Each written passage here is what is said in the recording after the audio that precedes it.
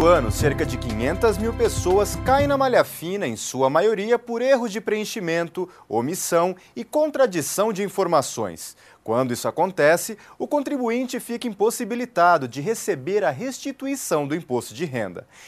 Para trazer mais informações, o CRC Conversa deste mês vai abordar justamente a malha fina da Receita Federal. E quem traz detalhes sobre o preenchimento das declarações de imposto de renda e como ficar em dia com o leão é o empresário contábil, árbitro e perito Antônio Carlos Bordim. Também em nossos estúdios, o empresário contábil, conselheiro do CRC-SP, Júlio Linueza Pérez. Sejam bem-vindos.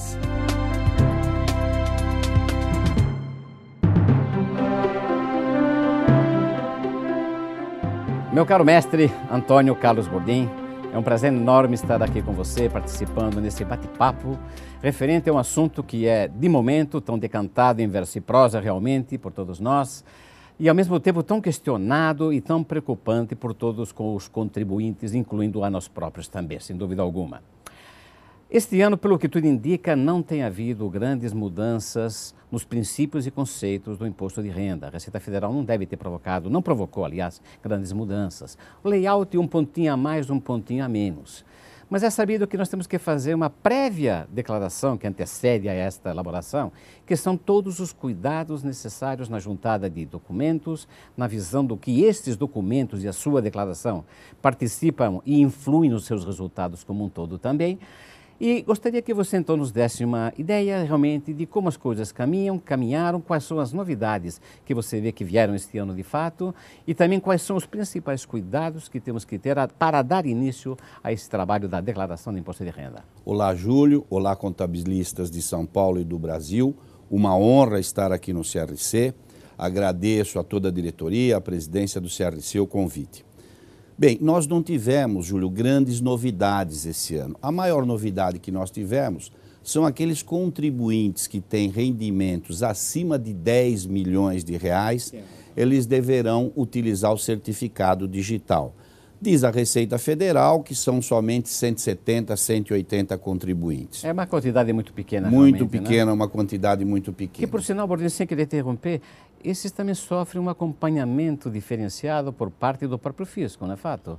Olha, pode até ser, Júlio, mas a sensação que nós temos hoje, que aquela história de eu sou peixe pequeno, ninguém me pega, ela já se extinguiu, tá certo? Perfeito. Uma outra novidade é que este ano o fisco, se você contribuir para o Fundo da Criança, do Adolescente, o FUNCAD, você vai poder introduzir na declaração as doações de janeiro de 2012 a abril de 2012. Entretanto, não pode ultrapassar os 3% permitido e no somatório 6%. Ao 6% que já o era anteriormente também, né?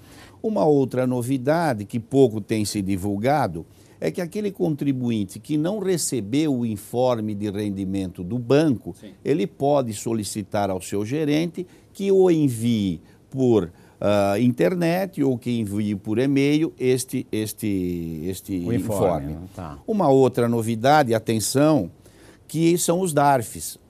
O fisco não vai mais emitir, você não pode emitir os 8 DARFs novamente, só a primeira cota ou cota única. Então, a nossa recomendação aos nossos clientes, aos contribuintes, aos contabilistas, é que coloquem essa cota em débito automático. Perfeito. Basicamente isso. Perfeito. Com relação a alguns aspectos que a gente tome cuidado, é muito importante o contribuinte conferir a sua declaração antes de enviar. Como você bem disse, confira 1, 2, 3 vezes. Entregou o primeiro, recebe primeiro, restitui primeiro, restitui, desde que não vá à malha fina. Sem dúvida, senão acaba sendo útil. Claro, o idoso recebe primeiro, mas a declaração tem que estar certa. Então, às vezes, no afã de receber essa restituição, o contribuinte comete erros pueris, erros infantis. Ele inverte um CNPJ, ele inverte um valor, ele vai lançar 157, ele lança 175. Esquece um pequeno rendimento, rendimento ou de algum dependente, né? Claro, sem fonte. Claro, então, claro. Por favor, a nossa recomendação, eu sou cansativo nisso. Confere 1, 2, 3 vezes e entregue a sua declaração. Perfeito, lógico, né? E também nesse ato de entrega, como é que vai poder analisar? Creio que o próprio sistema já te sinaliza qual é a melhor opção. Se aquela dita simplificada, com desconto padrão, ou a completa. Isso é uma realidade, né? É uma realidade, mas nós temos visto que na prática, novamente, ocorrer para entregar a declaração. Embora o programa sinalizando, às vezes o contribuinte ele vai no simplificado quando o somatório das despesas poderiam estar acima dos 13.916. Na realidade, o que o sistema te demonstra é qual das duas opções é a melhor. Claro. Mas você que vai optar por ela. E não vai, é automático o processo. Claríssimo. E por vezes a dedutibilidade, as despesas deste contribuinte somatório disto dá 20 mil e ele vai e faz o simplificado por uma questão de comodismo dele. Sem dúvida, sem dúvida. E já falando exatamente em deduções, em descontos, em abatimentos, nós sabemos muito bem que temos alguns descontos que são limitados. Há um limite teto máximo por pessoa declarante e dependentes. Dependentes que constem da declaração de imposto de renda. E que sejam dependentes. Exatamente, muito bem, assim considerados dentro das normas da Receita Federal. Ok, temos despesas com instrução próprias e dos dependentes, temos despesas que essas, creio, são totalmente limitadas, médicos, convênios médicos e assim por diante. Que considerações você me colocaria na amplitude dos abatimentos? E também já adentrando um pouco mais no assunto que é muito, não é complexo, mas ele tem uma série de variáveis que tem que ser muito bem analisadas. Escola tem um limite, tudo bem, é tranquilo, é o dependente e lança. Médicos também, dependentes, etc. Pensão alimentícia. Creio que tem sido um dos grandes focos de problemas na área de fiscalização e de malha fiscal. É fato? É fato. Muito interessante essa questão, porque veja, a pensão alimentícia, se eu me separo, ou por vezes também a cônjuge que paga a pensão alimentícia ao ex-marido. Sem dúvida. Né? Essa pensão alimentícia, ela é totalmente dedutível para efeito de imposto de renda. Ou seja, por um lado, desculpe, é dedutível para quem efetua o pagamento. Perfeito. E por outro lado, é renda tributável para quem recebe esse mesmo rendimento. É isto que nós vamos entrar agora. Perfeito. Então, a parte da dedutibilidade, claro, até o limite do imposto, evidentemente, não é? Você pode deduzir. É uma das únicas despesas no Brasil totalmente dedutível para efeito de imposto de renda. Por outro lado, quem recebe esta pensão tem que recolher o imposto na modalidade do carnê-leão. E muitas pessoas, por falta de conhecimento técnico, levam essa tributação até o final do ano e não recolhe mensalmente. Deixam de fazer no mês a mês o devido recolhimento. E nós temos, que poucos contribuintes sabem, uma multa própria do carnê-leão que é 50% pura, seca. Então precisa se tomar um cuidado muito grande. Agora, existe um pequeno planejamento tributário nesse sentido. Aquela esposa, ex-esposa, que tem 3, 4 filhos, ela recebe, por exemplo, 20 mil reais de pensão. Então, talvez criar um CPF para cada filho, criança de 1 ano, recém-nascida, pode ter um CPF? Pode. Então, nós o que faríamos? Dividiríamos essa pensão de 20 mil reais por 4 ou 5 pessoas, talvez para diminuir a carga tributária. Ok, claro que isso tem que estar já formatado e definido por ordem judicial, ou melhor, o acordo judicial que está homologando aquela separação e o pagamento da devida pensão. Não tenha dúvida. Inclusive, hoje, pode ser com escritura pública também. Também feito em cartório lavrado, o que agiliza provavelmente muito mais quando há um pleno entendimento entre o casal e assim por diante. É, porque aí minimiza o custo tributário ao partilhar esta pensão, mas tem que estar definido qual é o valor de cada um dos participantes nesse recebimento. Claro. Isso foi muito bem lembrado por você, Júlio, que a gente, na prática, no dia a dia, no conversar com o cliente novo, está sempre tendo problema quem recebe a pensão alimentícia. A gente vive isso constantemente, permanentemente. Evidente, é claro que quem paga, não tenho dúvida, vai lançar, porque é um rendimento, é um abatimento ilimitado, vai pela sua totalidade. Perfeito. Mas pelo lado de quem recebe, há um esquecimento do que o que é bom para um lado também tem que ser tributado pelo outro, nem poderia ser diferente. É verdade. Nesta mesma linha, há também uma grande confusão no mercado, por nós contabilistas e pelos contribuintes de forma geral, no que diz respeito à previdência privada, PGBL, VGBL, se interligam, são siglas muito parecidas, mas ao mesmo tempo têm conotações tributárias totalmente diferenciadas. Perfeito. O que você me diria em relação a esses dois assuntos, Bordim? Muita atenção, até tomando a liberdade que alguns bancos até fazem confusão nisso, não é só o contribuinte. Então, por exemplo, o P de Pato, PGBL. Perfeito, P de Pato e Previdência. P de Pato e Previdência, já não vai esquecer. E vamos botar um outro P aí, que facilita o contribuinte, ele vai logo lembrar, é em pagamentos efetuados. Sem dúvida. Pagamentos efetuados. Então você vai lançar esse PGBL, aquilo que você aplicou no ano. Apliquei 20 mil? Apliquei 20 mil. Passei para 2012. Esqueça o 20 mil. Ou seja, não considera investimento. Não considera. E sim como pagamento. É e isso. não entra, lógico, o investimento como consequência na declaração de bens. Sim. Bom, este PGBL é que dá direito aos 12% em abater nos rendimentos tributáveis. Perfeito. Ele também vai ser tributado só lá na frente, quando eu fizer algum resgate. Agora, aos nossos colegas, amigos, contadores, é o seguinte, tome cuidado, porque aquele executivo que tem um salário e ele normalmente no final do ano, ele paga um pouquinho ou recebe um pouquinho. Se ele, porventura, resgatar o PGBL, vai ser tributado na declaração. E o percentual de tributo é 15%. Portanto, a hora que somar aquele salário dele mais o PGBL, vai dar diferença no final do ano. Sem dúvida. E claro, o contador sempre é culpado, não é verdade? Então tome cuidado com isso. Okay. Eu paguei demais, tenho que pagar de novo. A grande confusão reside de fato em que a visão do contribuinte normalmente é de que se trata de investimento. Não deixa de ter sua razão claro. E não deixa de ser uma verdade. Não, claríssimo. Só que na análise tributária, o PGBL, bem você colocou, ele tem a condição de poder ser parte, proporcionalmente a essa questão da porcentagem, abatido do tributo devido pelo contribuinte. Claro. Já o VGBL, não, esse é um investimento direto.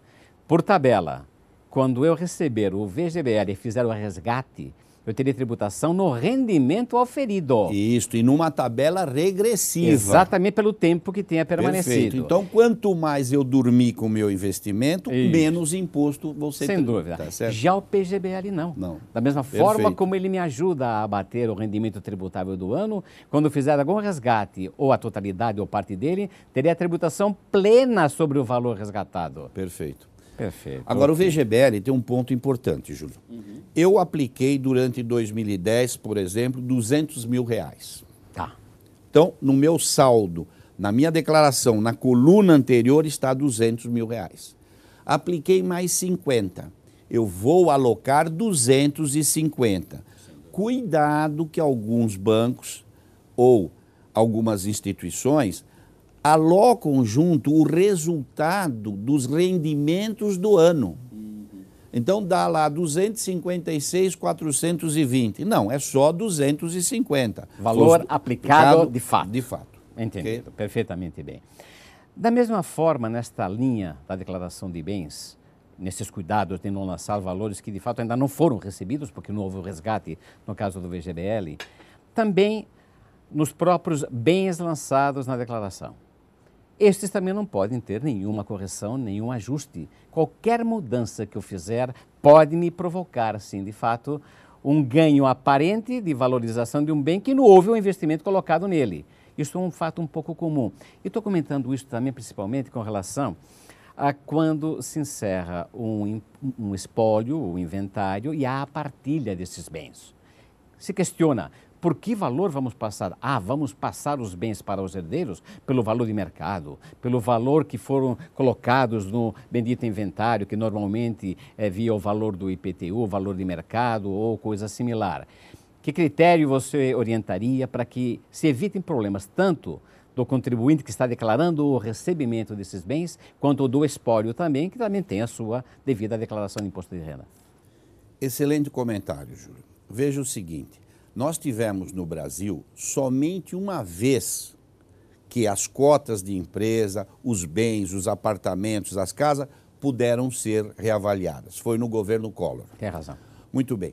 Eu posso ter, é isso que o contribuinte precisa ter cuidado, porque às vezes ele é mal orientado. ele faz uma reforma no imóvel dele. Ele tem um imóvel nos Jardins por 100 mil reais, ele faz uma reforma de 50 mil reais e ele aloca na declaração. O que eu chamo a atenção é que ele precisa ter documento hábil para isso, ele precisa ter suporte documental. O fisco tem solicitado. Então nós não podemos corrigir o bem e as reformas nós colocamos, claro, reformas e benfeitorias, desde que nós tenhamos os documentos, suporte para isso. O caso do espólio, também muito interessante o que você citou. O espólio, se eu encerrar um espólio e vou passar esses bens para a declaração do herdeiro, dos herdeiros, eu tenho que passar ao custo que está na declaração. Mas eu tenho uma casa no Jardim Europa, ela vale 5 milhões. Se você passar por 5 milhões e esta casa tiver por 100 mil reais, a diferença, esse herdeiro vai pagar 15% de ganho de capital. O que sim pode ser feito, e que poucas pessoas percebem, é um planejamento tributário no espólio. Exatamente. Antes de encerrar. Exato. Ou seja, eu vou verificar como este bem está há muito tempo no espólio. Por toda a sua anterioridade e os benefícios que nós temos claro, pela dessa Lei relação. 11.196, Justo. talvez esse valor seja, eu não diria reajustado, mas um pouco ajustado por índices da Lei 11.196. Sem dúvida, sem dúvida. Ou seja, vale a pena fazer este estudo, que é realmente um real e legal planejamento tributário. Legal, perfeito, sem para que problema. se possam transferir esses Claro. bens dentro de um patamar mais favorável para o contribuinte. Perfeito. É isso que nós, contadores, às vezes, nós temos que ter cuidado, nós temos que ser mais consultor do que contador. Consultor e preventivo. E preventivo, né? Sem e a dúvida. época do débito e crédito já foi. Faz tempo. Vamos faz assessorar o nosso Sem cliente. dúvida. Hoje E claro, e cobrar preços justos. Sem né? dúvida nenhuma. Porque quando você procura um outro profissional de outra área que você necessita, você procura o bom profissional. Claro. E você paga. Portanto, sendo o contador hoje uma das profissões mais valorizadas do mundo globalizado, Sim. vamos cobrar preços justos. Complementando só o que você disse rapidamente, o contabilista, eu tenho plena certeza e tenho convicção disto. Estamos passando por um momento pródigo de supervalorização de fato, mas valorização real. Só que para que isso aconteça, tem que ter um grande alicerce, um grande patamar, Claro. que eu digo que é o preparo, realmente a readequação profissional, porque essa valorização só virá com conhecimento e profissionalismo adequado a ele. Concordo Sem esta plenamente. capacitação, se torna um pouco difícil. Muito Mas o bem caminho colocado. está aí e a oportunidade também está toda aqui. Continuando no nosso imposto de renda pessoa física, sabemos também que o idoso está na linha de frente no recebimento da restituição, digamos assim, do imposto de renda. Quem entrega também primeiro, também entra nessa linha de recebimento inicial. E, independentemente de ser o primeiro, de ser o segundo também, ao ter já a declaração entregue, eu posso negociar com o banco o recebimento deste valor, é uma espécie de empréstimo vinculado. O que você me diz, o que você tem visto em relação a esses detalhes de recebimento, antecipação de recebimento e até mesmo do idoso que tem esse favorecimento? Perfeito. Também me permita outro ponto extremamente importante. Este contribuinte deve estudar a sua posição financeira. Se ele tem dívidas do tipo cheque especial, cartão de crédito, que os juros estão acima de qualquer coisa, se ele tiver certeza, absoluta certeza que a declaração está certa e que ele vai receber primeiro, a nossa sugestão que o faça, porque a restituição vem com a Selic, bem menor do que esses. Isto seria um ponto importante. Mas ele que tome o extremo cuidado, porque ele toma um empréstimo no banco, supondo a malha fina, ele fica na malha fina. Ele vai ter passado 6 meses, ele está na malha fina, ele não percebeu ainda, ele não consultou o ECA, que é o sistema, para verificar se está na malha ou não, ele tem certeza que ele vai receber e o empréstimo está rodando e rolando. Sem dúvida.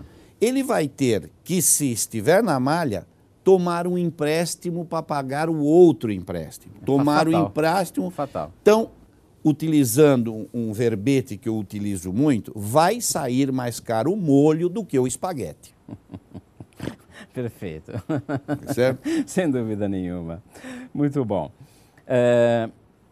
A declaração de imposto de renda, diversos são seus aspectos, diversos motivos nos levam à malha fiscal, mas tenho-me apercebido também no decurso da nossa atividade profissional que um dos principais critérios ou questões que levam também para a malha fina é uma análise da variação patrimonial. Óbvio que a variação patrimonial é um resumo desta ópera, onde se interligam recebimentos, gastos, despesas, informadas ou não informadas na própria declaração, entre elas cartões de crédito e tudo mais, cujas informações a Receita Federal detém, sim, em sistemas apropriados também. Você tem sentido problemas acentuados na relação da variação patrimonial, Bordim? Sim, nós temos sentido, principalmente com alguns clientes novos que nós estamos conseguindo. Tá. Porque como funciona isso, Júlio? É o famoso acréscimo patrimonial. Todos os meus rendimentos tributáveis, não tributáveis, isentos, esse somatório, ele consegue cobrir o meu acréscimo patrimonial e as minhas despesas? Nós fazemos isso todo final do ano, uma origem e aplicação de recursos para os nossos clientes e recomendamos que todos o façam. Se este valor der negativo, o que entende o fisco? Sonegação de receita. No primeiro momento é um fato. Você está sujeito a receber uma notificação, um imposto a pagar, sequer o fisco lhe perguntando o que é. Você está oferecendo a informação, Perfeito. Está ofertando isso. Isso. E eu já vi casos que furou 10 mil, o fisco coloca em cima dos 10 mil a notificação. O fisco não perguntou ainda se você tomou Jack Daniels ou se tomou uma cachaça comum. Como você viveu, ainda é impressionante, mas em grandes declarações ele pode a vir questionar. O caso do cartão de crédito, na nossa empresa, eu sou voto vencido, porque sou da opinião que todos os contribuintes deveriam lançar em pagamentos efetuados o valor do cartão de crédito. Já estaria cruzado com a companhia de crédito, o fisco não o perturbaria, portanto, na empresa, dentro das centenas de declarações que fazemos, a única que vai com cartão de crédito é a minha. É a tua. Não, por um lado, o positivo da história, que é o lembrete permanente daquele gasto que você tem e tem que dar cobertura também. Perfeitamente. E é a melhor forma, na individualidade de cada um, de poder cobrir exatamente todos esses fatos, né? Muito bem, junto com a declaração de imposto de renda, nessa rápida passada para os seus entre-meios, temos alguns anexos que, via de regra, em havendo operações, também deverão ser colocados e anexados à própria. Estilo, ganho de capital. Comprei, vendi imóveis, bens móveis, tenho que fazer o chamado ganho de capital. Se eu atuei na compra e venda de ações, no mercado de ações, entra no demonstrativo de renda variável, também tem que ser feito.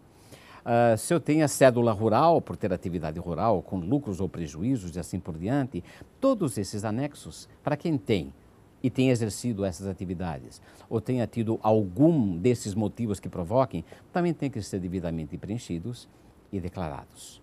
Que cuidados você me indica? Lembrando também de que uma boa parte deles, aqueles que geram tributação, o imposto não é agora, no ato da declaração de imposto de renda pessoa física, que vai ter que ser pago. São impostos que têm que ser pagos quando destas operações. O que você me diria em relação a isso, porém? São alguns, claro, formulários, como você bem o disse, e um dos formulários mais importantes, talvez, deles, é o anexo de renda variável. Comenta-se que era um grande índice de sonegação no Brasil a compra e venda de ações. E o fisco, sabiamente percebendo isto, colocou o que nós intitulamos e que hoje o mercado está copiando, que é o dedo duro da Receita Federal, certo, que é o 0,005. E não é sobre o prejuízo ou o lucro, é sobre a operação. É fato.